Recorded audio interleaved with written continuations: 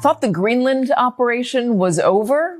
Think again. The U.S. is opening a new consulate in Greenland's capital today. No means no! No means no! Greenlanders greet the opening of a new U.S. consulate with protests, still feeling the threat of U.S. President Donald Trump's designs on their island. The purpose is to make the American people understand that Greenland is a democratic country and that no means no. It's very unpleasant to witness this violent rhetoric, where military actions are not taken off the table. Greenland is sending Donald Trump a pretty clear message, and that is... Oh, hell no! Hell no! That's right. It's not maybe or let's negotiate or come back with a better offer. It's simply no. They're not interested. Greenland is for Greenlanders.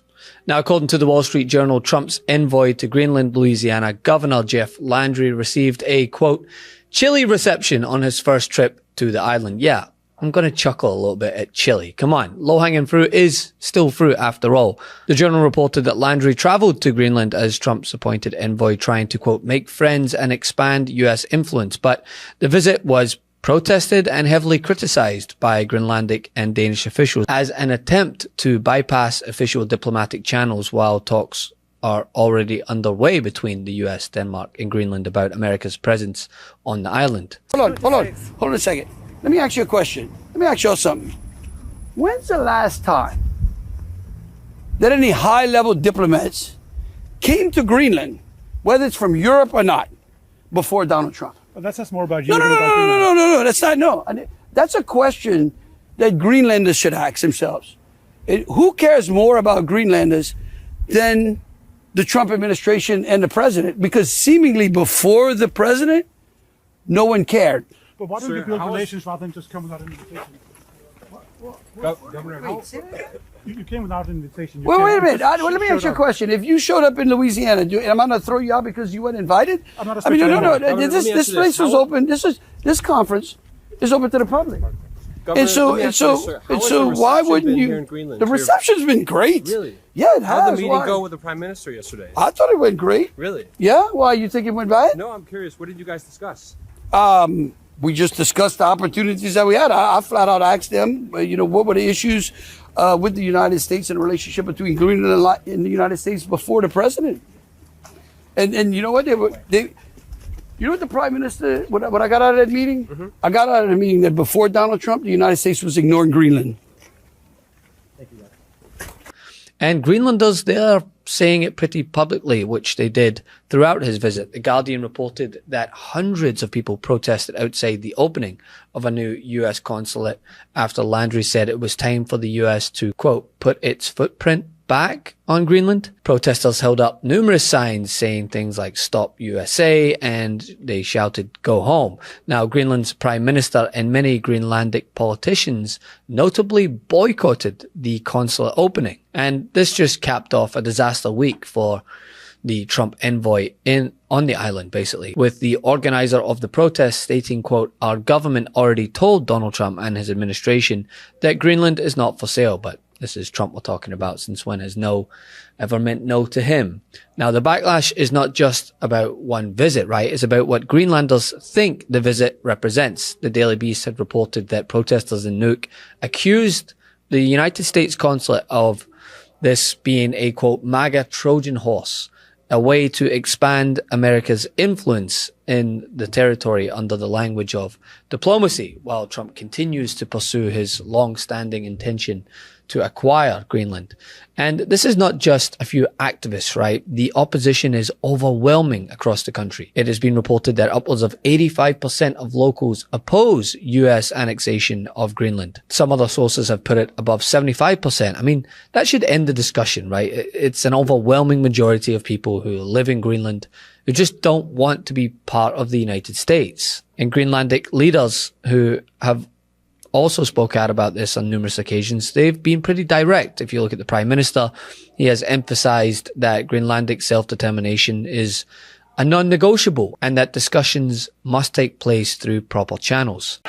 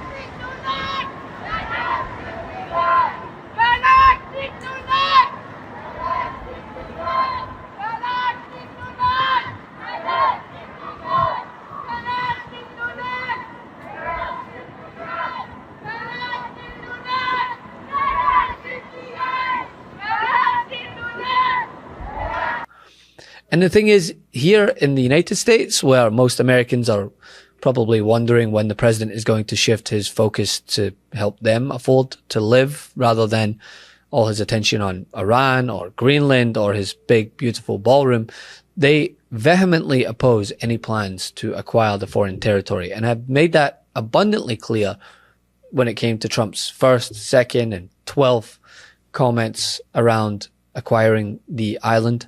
Did you see Europe is now drafting a program and plan to open up the Hormuz Strait without the United States? It's so sad.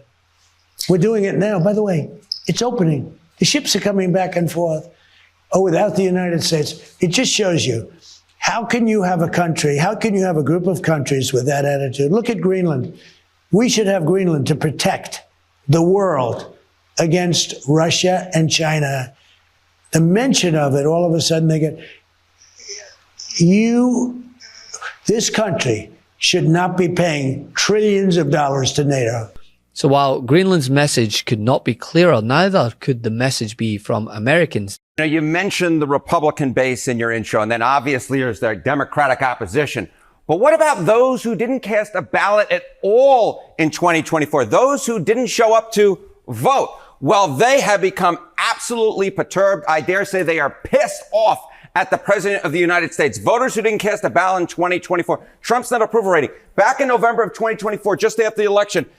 Look at his net approval rating. It was plus 4 points for his plans in office. But look at that. It is fallen. Yeah. Whoo. There you go, Sarah Seidner. That's the only sound you can make. It has fallen through the floor. Look at this. Minus 50 points on Trump's net approval rating among voters who did not, in fact, cast a ballot in 2024. That is, you don't have to be a mathematical genius, an over 50-point move against the president of the United States among those who are kind of like, meh, you know, in terms of voting in 2024. But now they are pissed off. Well, and that's the thing. The turnout can have a huge impact on who wins a race.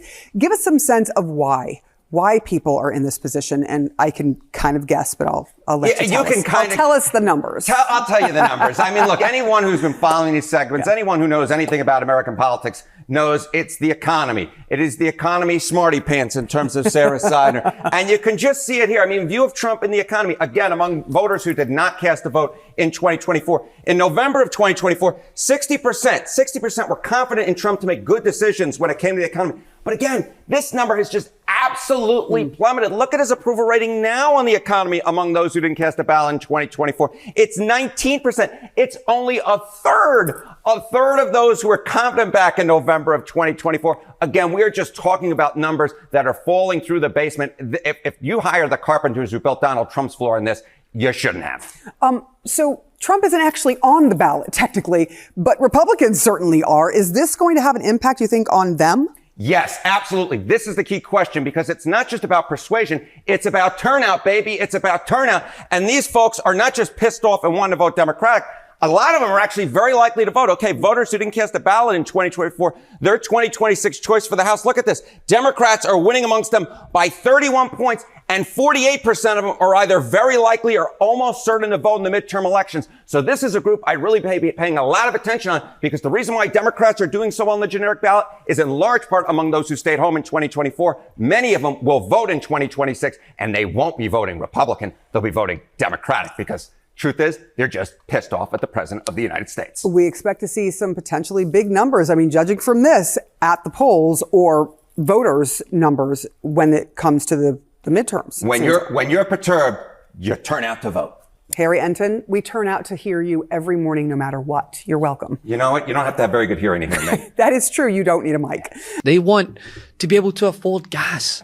They want to not watch as the president seeks to obtain almost $2 billion to offer insurrectionists a retirement fund and just try to make the cost of living in the United States somewhat manageable. Thanks for watching. Be sure to add the MeidasTouch podcast on Apple Podcasts, Spotify, or wherever you get your podcasts for new updates every single day.